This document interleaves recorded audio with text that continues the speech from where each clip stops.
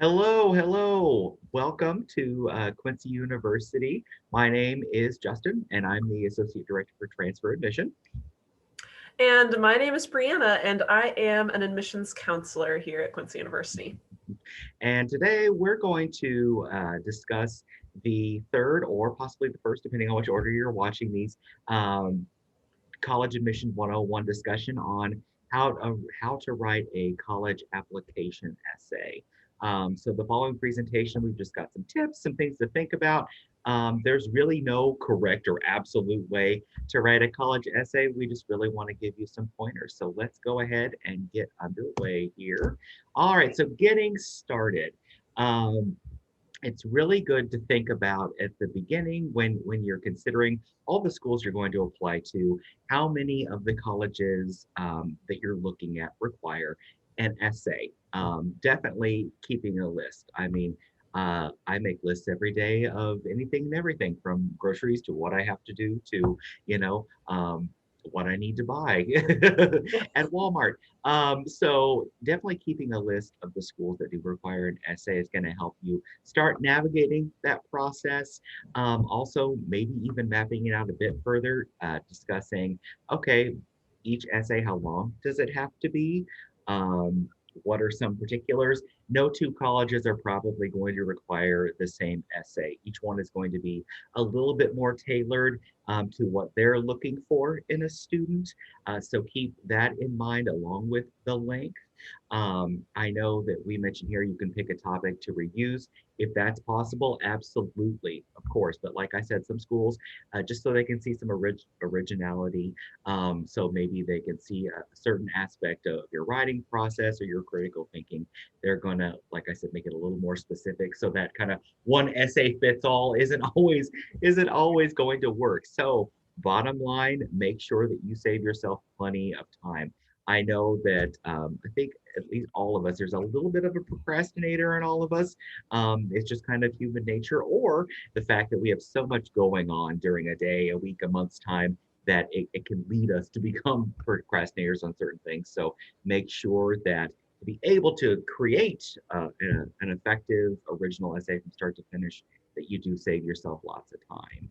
Um, so common application. At this point, depending on where you are in your application process, you've probably heard of Common App. They currently work with over 900 schools inside and outside of the US. One great thing about Common App is that if there are a handful of schools that you're looking at and they all take Common App, it's a great way to apply to all of those schools at once. Talking a moment ago about that college essay, if these particular schools just want some kind of admissions essay, don't have a lot of particulars, it's also a good way to potentially send the same essay along. So 2021 prompts for Common App. One, some students have a background, identity, interest, or talent that is so meaningful they believe their application would be incomplete without it. If this sounds like you, then please share your story. So that's one prompt. Two, the lessons we take from obstacles we encounter can be fundamental to later success. Recount a time when you faced a challenge, setback, or failure. How did it affect you, and what did you learn from that experience? I feel like we all have something to share there, whether we're going back to junior high or sometime in high school, or maybe it's not even school related. It could be something personal, and we'll touch on the personal aspects of an essay in a little bit. Three, reflect on a time when you questioned or challenged a belief or idea. What prompted your thinking, and what was the outcome? So again, these are just three examples of prompts that Common App is offering. The good thing is with Common App, any number of those schools would accept these prompts as your essay. So All right, and then continuing on, I think they have about up to 7 prompts, so this should be the last time we read off these prompts to you.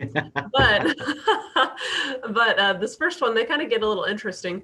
Describe a problem you've solved or a problem you'd like to solve. It could be an intellectual challenge, a research query, an ethical dilemma, anything that is of personal importance to you. I think that's the most important part, no matter the scale. So if you want to find a cure to cancer because a family member had cancer, or anything like that, just, I think, make sure that you explain the significance to you personally and what steps you could take to identify a solution. So that's always very interesting. Number 5, discuss an accomplishment, event, or realization that sparked a period of personal growth and a new understanding of yourself or others. This is important too, especially if you're a student with maybe a lower GPA or a lower test score and you want to explain how you grew throughout your high school career and got your GPA up. This is a good prompt to use.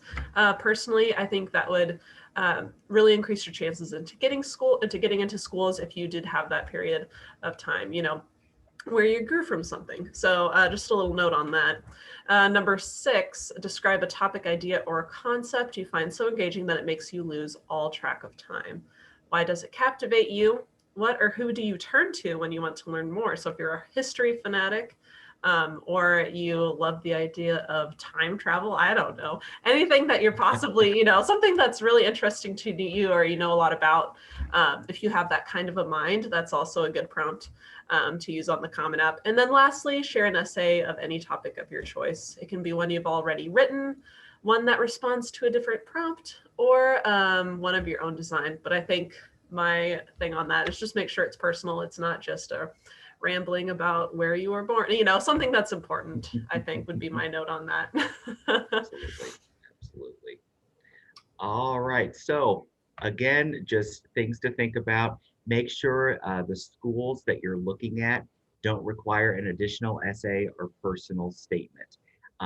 So for example, Quincy University, we require a personal statement explaining in about 250 words why QU is the ideal school for you. And some schools on Common App are still going to require this. So again, we love reading your writing. Look forward to reading any essays shared in the Common App. And so I love taking time to, because those Common Apps, when they come in, they're about that thick. And so I'm like, well, good. I get to take time, really get to know the student a lot better than I did previously. So in addition to that essay you submit through Common App, schools like Quincy University are going to require an additional personal statement. And of course, you can find the Common App at commonapp.org. Little plug for them.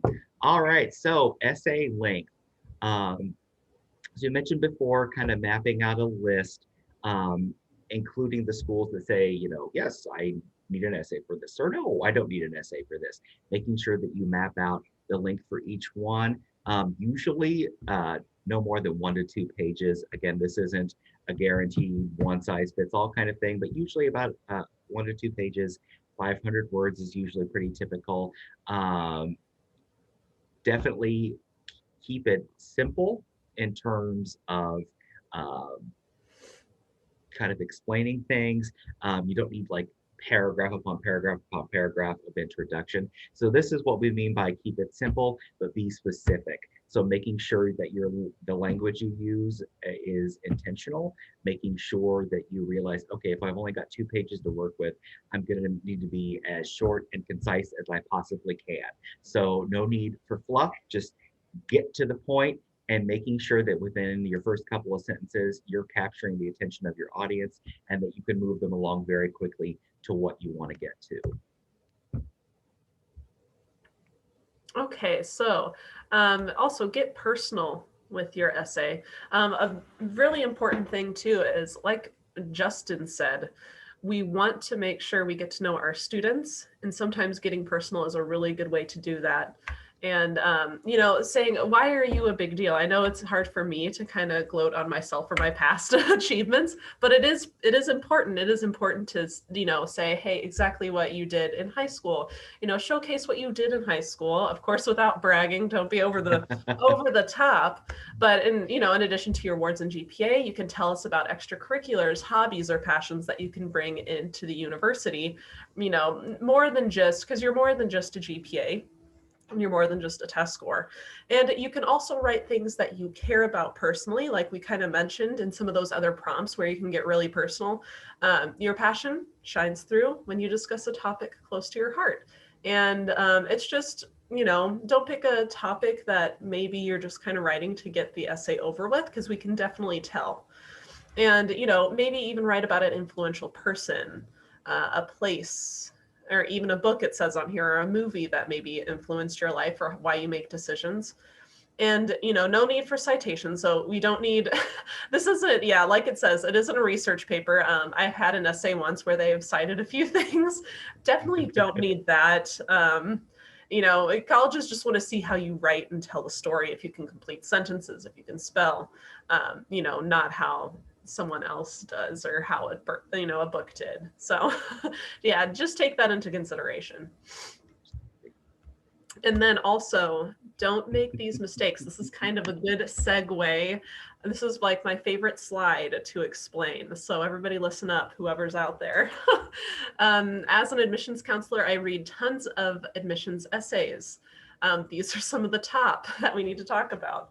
Bad grammar and spelling can ruin even the most interesting essays. So even if you write about the time that you cured cancer, or the time that you saved a person from something, I don't know, if you have really bad grammar and spelling, or your sentences aren't complete, or you don't have correct grammar, can't use commas, we can tell.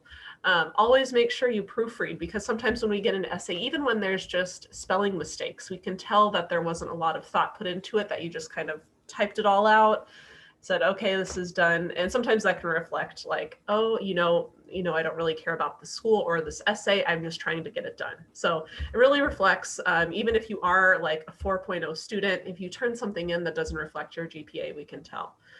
The second one, funny enough, and I'll explain this one, I went to major in football. So sometimes, it is really nice to go to school for athletics. It's a great time, a good time to get scholarship money. But when we're reading essays, we don't want to hear about your entire football story and how you want to go to QU for football. We want to read why, like the other reasons that go into why you chose Quincy University. So academics, or something to just make it a little bit more interesting, so it's not like, oh, okay, like this kid just obviously said, I want to come to Quincy for football, and that can kind of go into our decision. Reusing an essay and forgetting to take out the previous college's name. So if you're applying, like you said, to a ton of different schools, if you send something to us like, I want to go to Dartmouth because, we're going to be like, uh-oh. It's embarrassing on your part. We don't, we hate seeing it, because we know it was just a simple mistake. So make sure you kind of personalize it to each and every school, so you don't make that mistake. And of course, proofread. A second thing for proofreading. Make sure you get that done. Next one is also a good one. Well, my boyfriend goes here, or my girlfriend goes here, whoever. That's really nice, and it would be great for you guys to go to school together. But explain more. Don't just tell me, XYZ person goes here, so I'm going to go here. Because that's going to put you farther down the list than somebody who wrote a really great essay on why they want to come to Quincy University. So just keep that in mind when you're applying to schools. There's tons of, even in smaller schools, there's tons of kids applying. Make sure you stand out. And then finally, parents, counselors, advisors, I don't care, should not write your essay for you. We will be able to tell if it's written by somebody else, or if it just doesn't seem like it reflects your GPA in either way. Make sure it's your own essay. Write your essay, have somebody else proofread it. That's my advice. So, Well, yes. especially too if you have someone doing the Common App route, and you've got one essay through the Common App, and then we read the personal statement in the QU app. It's Yeah, like, oh, wait a that doesn't match up. Yeah. that's going to be even worse. So, Yeah. oh my gosh, yes. So just some good rules of thumb, good food for thought, absolutely. Um, Ultimately, when you're coming into this, the best thing you can do is just utilize your resources. Um, from the moment that you jump on board with whatever schools you're looking at, your admissions counselor is going to be there for you.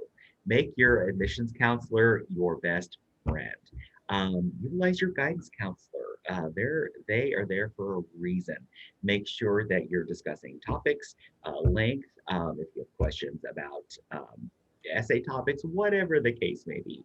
Talking with your peers about what topics they're choosing and kind of maybe even share and compare, maybe do like a proofreading night, something of that sort.